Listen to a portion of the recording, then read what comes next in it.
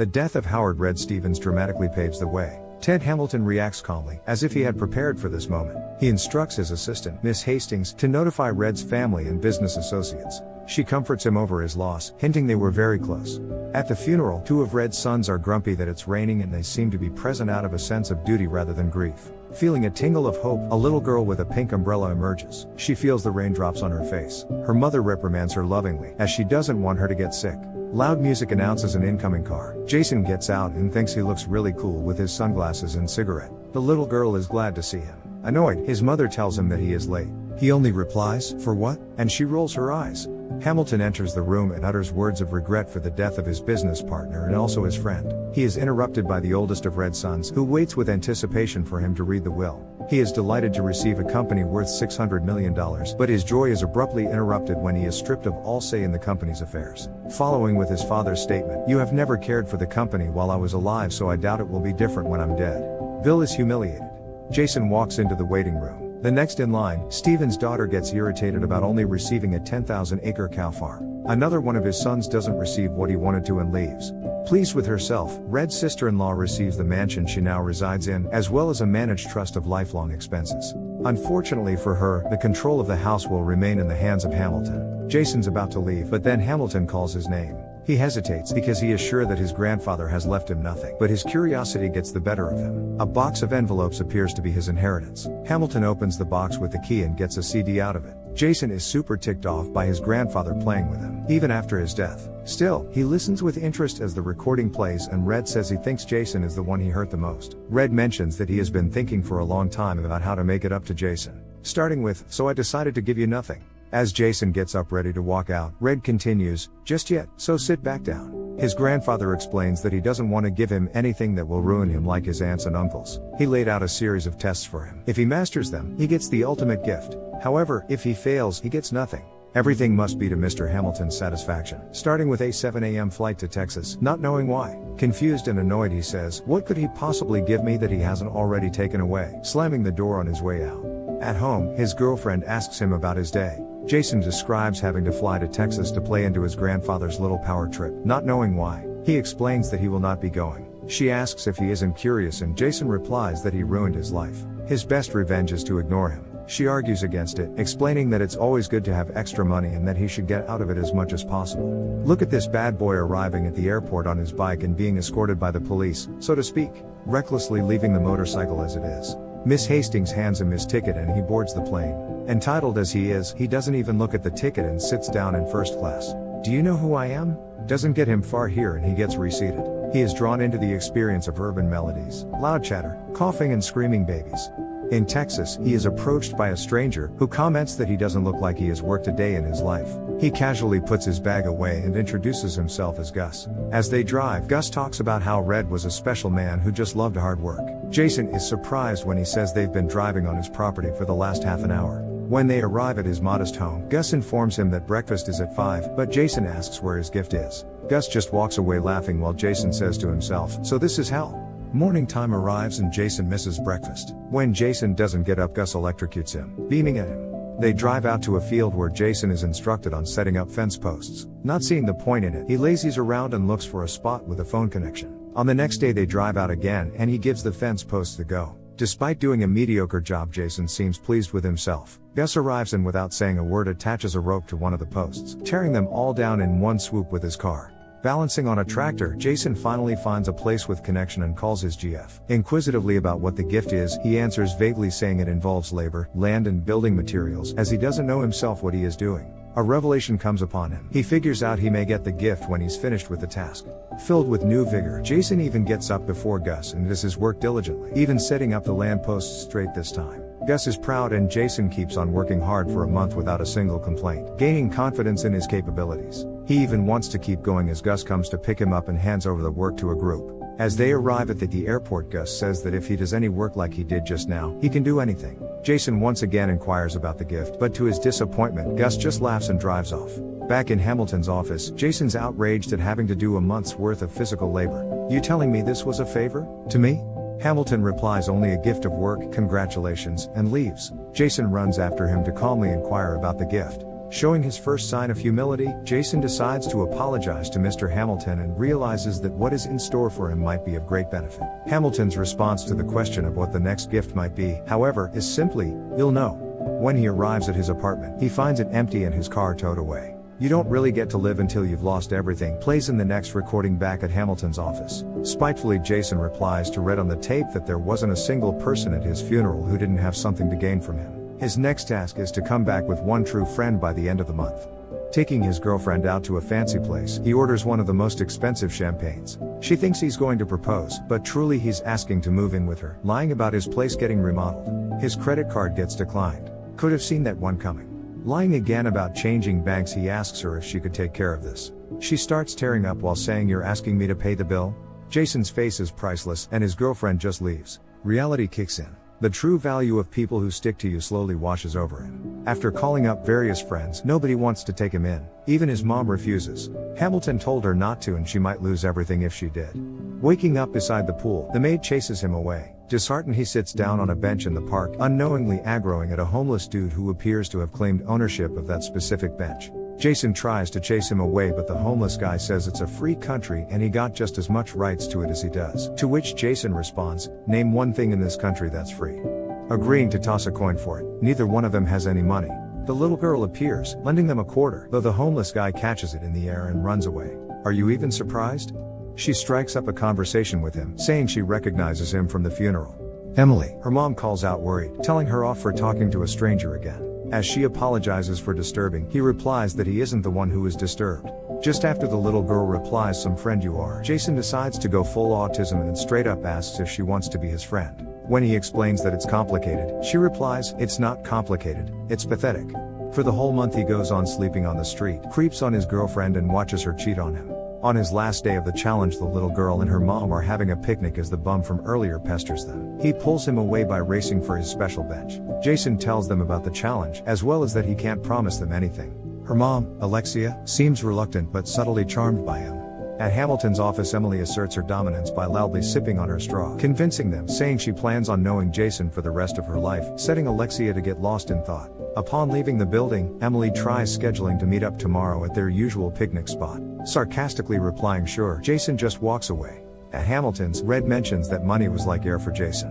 Jason receives a paycheck for the work he did in Texas. His next task is to spend the money on someone who really needs it. At the park, he's about to give some money to his street buddy, but he runs away having rummaged in the purse of Alexia. Discovering desperately due hospital bills, Jason finds Emily has her own room in the hospital. Leaving the bag, he bumps into Alexia, only to find out Emily has leukemia. Admitting to having to give away some money, Alexia reacts defensively about him using her and her daughter to play a game. Surprising the private investigator sent by Hamilton, he tells him to pay the bill for Emily. Being $100 short, he hands it to Hamilton next time he runs into his office. Succeeding in his quest, the following assignment is to gather his family and see if they can find a bit of gratitude in themselves. As Red's doctors were accurate, it falls on Thanksgiving. Visiting Emily in the hospital church, she greets him with, "Oh, there's my best friend." Sentimentally, Emily talks about what she thinks death is gonna be like, thinking of God all the time and how he has butterflies of all the colors between his fingers. Losing her composure as she declares there is something basically unfair about a person dying. "I even hate the idea." Jason promises her that those arms are meant for her. She replies, simpering, "What's gonna happen to my mom?" Commenting how she wouldn't be upset if Jason kissed her, calling him dense for not sensing something between them. Emily thinks they were made for each other, even the first time they met in the park, inciting him to spend Thanksgiving with her. Alexia gets unfortunate news. Chemotherapy isn't gonna be enough for her daughter. She breaks down. Her whole world, her child, isn't going to be with them much longer. Jason sees her but is helpless due to the reality of it all. Alexia cries on his shoulder. Afterwards, they have a talk in the hospital cafe, where Alexia shares her past and how the father left because he wanted to focus on college, commenting how even through all the hardship, Emily is the best decision she ever made. Alexia thanks him as she assumes he was the one who paid her bill and he invites her to Thanksgiving. Declining, she says she needs to be there for Emily. Later in the day, Emily notices Alexia lost in pleasant thoughts and she shares that Jason invited her for Thanksgiving. Alexia jokingly says to Emily that she replied, "Whatever, loser," not dreaming of missing Thanksgiving with her daughter. Walking away with Jason, Alexia declares that her daughter has banished her. Having accomplished her mission, Emily heartwarmingly declares that they are made for each other. After Jason's first bus ride, Alexia is welcomed into a huge mansion and enjoys the fancy atmosphere with Jason's family, who just can't stop bickering with one another. Alexia beams at Jason when he suggests that they each say a little thanks, because after all, it's Thanksgiving. They laugh at him and one of Red's oldest sons says thanks for not having to put up with his father anymore. The question arises as to where all the inheritance has gone. Playing one of Red's tapes from the communicator that a cousin found earlier, there's an uproar. His family feels unfairly treated and wants to know what's going on. Jason leaves. He realizes what he has been a part of all his life, how out of touch and greedy everyone has become. Alexia says that he has already walked away from it. Jason acts ignorant about this and Alexia is discouraged. She leaves, saying that she'll pay him back the money for the hospital bill as soon as she can. Looking at an old picture of Hamilton's wife, he shares how she passed away early, igniting a spark in Jason. Cherish her, become the man she deserves, Hamilton says. Red has a talk about how everything will get tougher before it gets easier. The next challenge is something he wasn't prepared for. Jason needs to leave the country. Emily is upset he messed things up with her mom and says he better be back for Christmas. He flies to South America to a public library founded by his grandfather, where his father worked just before he died, a place where people share and reuse their books. The librarian shows one of his grandfather's letters and says that he proudly showed it to everyone at the time. The letter reveals that as a little boy, Jason wished for nothing more than to spend time with Red and his father. Jason always felt that his grandfather took his father away from him. After working diligently for a while, a man comes in and says that he was there the night his father died. He refuses Jason's request to take him to the crash site because he does not want to risk his life. They have a celebration in honor of Red, the founder of the library. Jason gets a glimpse of how much this library means to people and feels a little connected to his father. This quenches some of the bitterness in him. The next morning, Jason sets out to find his father's crash site, and it turns out that the man hid in the back of the Jeep, expecting him to leave. He promised his grandfather he would help Jason learn the truth. Jason was told a lie about how his father died trying to save a village, when the truth is, he died of boredom and looking for excitement. From his impulsiveness, Red tried to protect Jason from that. Suddenly a group of men appears and surround them. They claim that they are holding the Americans for ransom and will kill them after a few weeks if no one responds. As they burn the books and laugh, Jason loses all hope in these people. But seriously, who burns books? Time passes and Jason spends his time getting taught a little Spanish. They are taken out of their cage. Frightened, certain to meet their fate. The group of men shoot their guns in the air proclaiming Merry Christmas, announcing that tomorrow they'll die. Maxing out in luck, someone sloppily closes the door on Jason. He sneaks out and frees his friend. They run for their lives and manage to survive. At the airport, Alexia hugs him. She and Emily have been very worried all this time. When he promises her that they'll have a Christmas together next year, Alexia replies that there won't be a next year.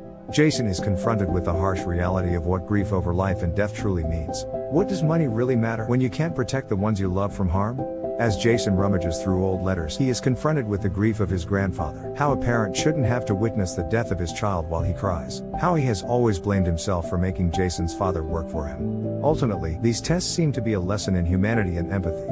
Jason visits Emily in the hospital, who looks quite pale. She greets him with a welcome back stranger and roasts his gift from the airport shop. She's weak and disheartened, sad that he wasn't back for Christmas. After giving her a peck on the cheek, he says he missed her too. Emily expresses how she wants to have a Christmas, to ride a horse. Just as he's about to say he needs some time, she interrupts him. In a weak voice, she says now. He calls Mr. Hamilton to request a private jet. At the moment he's about to refuse, Miss Hastings interferes and allows it. They fly to Texas, where Gus lights up the house with Christmas lights. Emily's eyes light up because that's exactly the feeling she's been wanting. As Jason holds Alexia in his arms, he shares Emily's desire to go horseback riding with her. Alexia begins to sob. She reveals to him that this is actually her dream, not Emily's. Emily is terrified of horses. The next day, they all go horseback riding together. Jason gets off the horse with Alexia and says that he has to do something for Emily. He kisses Alexia. Emily and Gus beam at them as their unusual love story blossoms. In the next recording, Red encourages him to dream, and to act on it. That evening, Jason asks what Emily's dream is. She replies that her dream was a perfect day and that she is just finishing it. To be with people she loves, who love each other and who love her. Starting to cry, Jason carries her into the house. Inside, Jason shares that he doesn't know what his dream is, that he just wanted to have fun until now. Emily lifts his spirits by saying that he gave her her dream. She adds that Jason would still be a big winner with Alexia, even if he has nothing else. Jason gives a speech in Hamilton's office about how he has drifted through life so far and that from now on he wants to help others achieve their dreams. At Red Stevens' request, for now Jason is given $100 million to do with as he pleases. When he is a little confused because he does not feel what he expected, Miss Hamilton says, "That's because now, you are a different man." From then on, Jason works diligently to make his vision a reality. Jason presents his idea for a dwelling where families can live together while receiving medical care. Needing $350 million as an initial investment, he offers the first 100 of his own. When he is interrupted, he makes his idea not a request, but a demand. On the grounds that this is roughly what they earned in a year from his grandfather, Hamilton supports Jason's idea. After receiving a call, Alexia hastily leaves the room in the middle of the meeting. Jason goes after her and hears her sobbing in Emily's room. She's gone. Battling to regain his composure, he goes to Alexia. All she musters is that Emily wanted Alexia to be at Jason's meeting, it was important to her. In their grief, they both cry their eyes out at the church Emily used to go to. In her memory they open Emily's home. Together with the mayor they initiated the health center.